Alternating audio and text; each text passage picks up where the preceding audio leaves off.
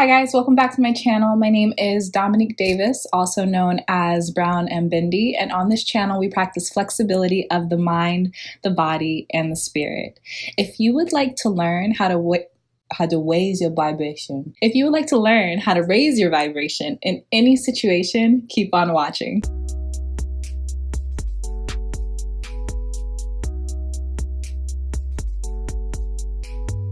So if you're just learning about being a positive or being a negative person, if you're just starting to learn that how you see the world actually has an effect on your reality, you may be starting to figure out if you want to make some personality adjustments, if you want to live your life a little bit of a different way.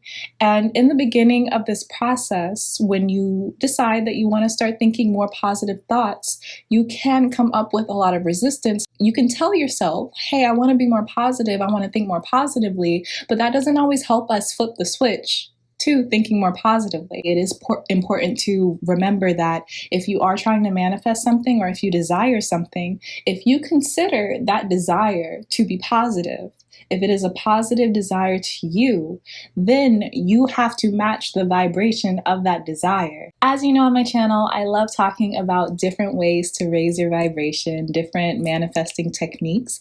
And today I would like to talk about one that I call the gratitude ladder. It's actually not called the gratitude ladder. I call it that because I think it's catchier, but I actually got this technique from Esther Hick's book, Ask and It Is Given. It has a lot of good insight into how to raise your vibration, as well as a lot of exercises to help you raise your vibration.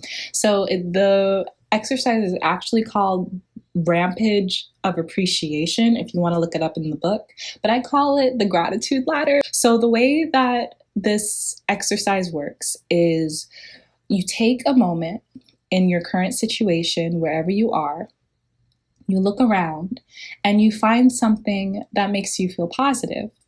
You keep your attention on this one positive thing, and then because your mind is thinking about something positive, slowly but surely, another positive thought will come, and then another positive thought will come.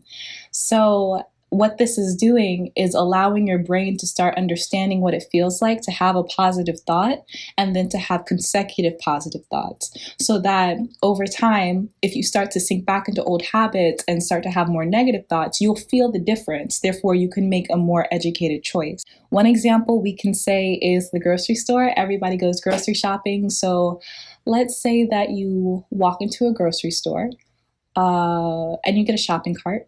You can think to yourself, oh, I'm so glad that this shopping cart was located right near the door so that I didn't have to go outside and search for one. And you can appreciate how organized the store is. You can appreciate all the items that they do have in stock that you were looking for. You can appreciate all of the lines that they have open for you to check out.